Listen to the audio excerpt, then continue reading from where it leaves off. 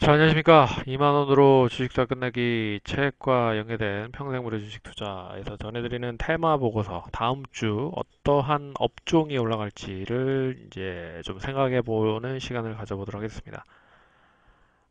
지난주에 이제 추석 연휴가 이어졌고요. 이제 이틀간 주식시장이 열렸습니다. 하루는 상승을 했고, 하루는 하락을 했습니다.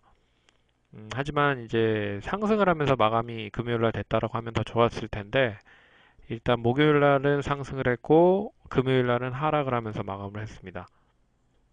일단 대외적인 부분을 본다라고 해도 그렇게 썩 좋은 흐름들을 좀 갖지 못하다 보니 일단 어떻게 그러면 대응을 할지를 좀 생각해 보는 시간을 가져보도록 하겠습니다.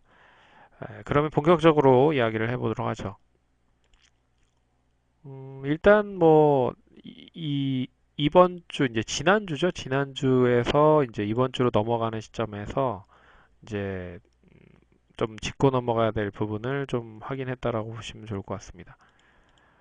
보시면 이탈리아 있죠? 이탈리아가 이 예산안을 GDP의 2.4%까지 높이는 그런 예산안을 통과를 했다라는 얘기가 나오면서 유럽 시장이 전반적으로 좀 약세의 흐름을 보였습니다. 근데 이미 그 이탈리아에 대한 부채는 GDP 대비 131%라는 점을 감안해 봤을 때는 상당히 좀 높은 수준의 이런 어, 예산안을 통과를 했다는 거죠. 그러니까 돈잔치를 하는 데 있어서 부채로 계속 일단 돈을 벌리다 보니까 최근에 이제 미국의 금리 인상을 통해서 결국 이제 금리를 인상을 하다 보면 부채가 많은 나라들이 상당히 좀 피해를 볼 가능성이 높습니다. 그래서 최근에 터키도 그랬고, 그리고 인도네시아도 그랬고, 이게 점점 좀 확산이 된다는 거죠. 그래서 단순히 이게 이탈리아 문제로 끝나버리면 상관이 없는데 예전에 그 유럽 재정 위기 때와 더불어서 피그스라고 하는 나라들이 전반적인 흐름에 있어서 계속적으로 좀 부담이 되는 모습들을 보였잖아요. 그래서 그리스, 이탈리아, 포르투갈, 스페인 뭐 이런 쪽이 그렇게 썩 좋은 상황을 좀 보이지 못하고 있기 때문에 이게 단순히 이 부분으로 끝나면 모르는데 확산이 되는 게 부분이 문제입니다. 그래서 이게 만약에 이탈리아에 대해서 이제 안 좋은 얘기가 나오면 결국 뭐 스페인이나 포르투갈이나 뭐 이런 쪽으로도 확산이 될 가능성이 높다. 그래서 이런 부분 때문에 유럽 시장이 전반적으로 하락을 했다라고 보시면 좋을 것 같고요. 그리고 이제 30일 오늘 그 중국에서 9월 제조업 PMI 지표를 발표를 했는데 일단 예상치를 하회했습니다. 결국 뭐 예상치는 어느 정도 하회를 할 거라고 좀 생각을 했지만 결국 이제 기본적으로 이야기를 할 수 있는 PMI 지표는 대기업들 위주의 지표 흐름이라고 좀 볼 수가 있는 흐름인데요. 이 차이신 PMI 지표 자체도 차이신 제조업 지표 자체가 더 많이 하락을 했습니다. 그러니까 대기업을 구성으로 하고 있는 제조업 지표보다 중소기업을 구성으로 하고 있는 제조업 지표가 더 많이 하락을 했다. 결과적으로 지표 자체가 하락을 했다라는 것 자체는 계속적으로 확산에 대한 흐름으로 연결이 되고 있긴 하지만 이젠 확산해서 일단은 아, 계속적인 줄어들 수 있다라는 부담감 그런 부분들이 일단 경기가 부진할 수 있다라는 지표에 대한 이야기도 나오고 있기 때문에 좀 일단 우리나라 시장 쪽으로도 영향이 좀 이어질 수 있을 것 같고요. 반면에 이제 미증시는 계속 우상향을 하고 있습니다. 미증시는 뭐 여전히 뭐 경기가 좋은 흐름이기 때문에 독불장군식으로 상승을 하고 있지만 결국에 그 무역 갈등이 장기화가 되고 또 세계 경기 자체가 뭐 저런 부분들로 조금씩 조금씩 돌출이 되면 결국 미국만으로도 미국만 독불장군으로 상승을 하지는 못할 것이다.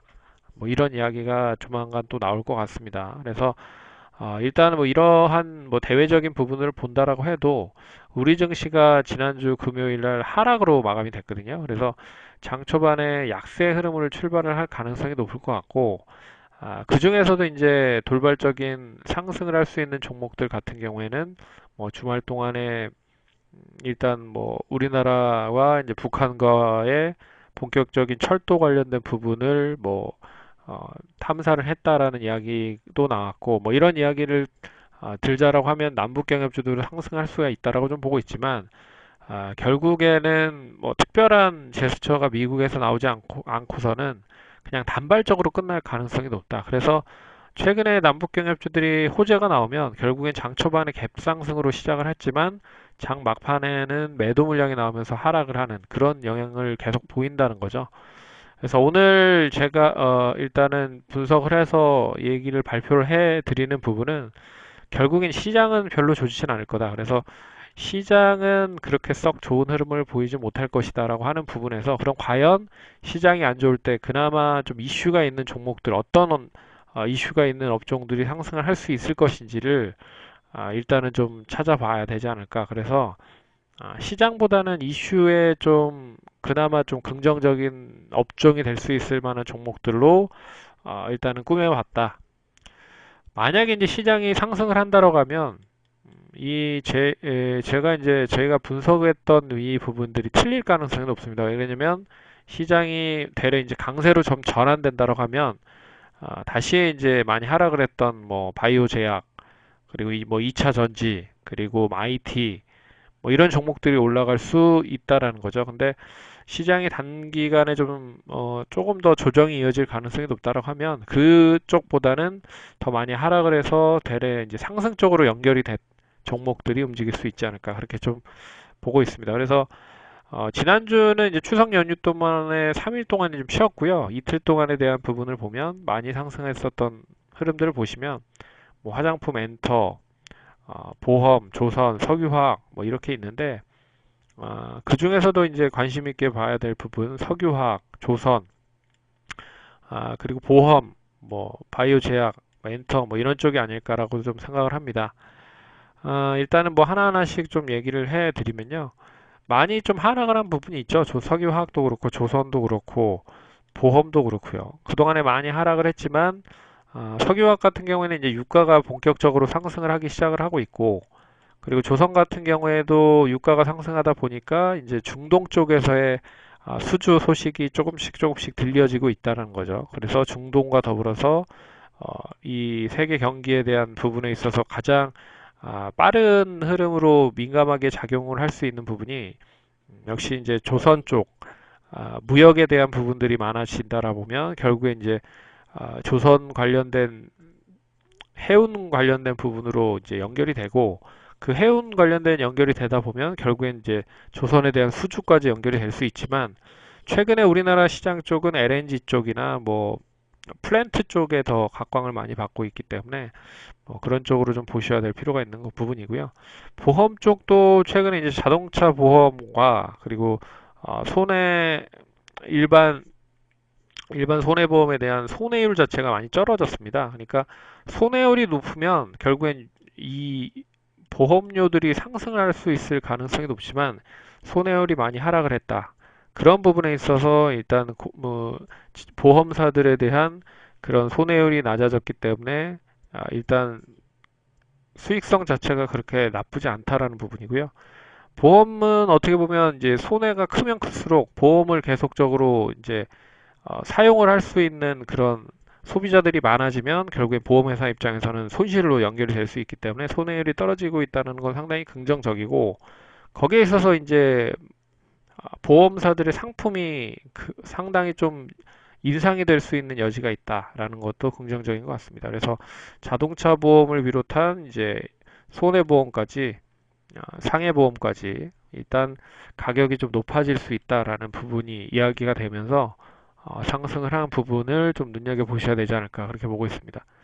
그리고 뭐 보험은 잘 아시다시피 이제 어느 정도 어, 운영하고 있는 자체적인 그런 투자 자금이 있기 때문에 결국에는 이 금리가 인상이 된다라고 하면 현금성 자산을 좀 풍부하게 가지고 있는 업체들 자체가 좀 빛을 볼 가능성이 높다. 그런 부분으로도 볼 수가 있을 것 같습니다. 그래서 석유화학 쪽은 최근에 좀 관심 있게 보셔야 될 필요가 있는 부분이라고 보고 있고요.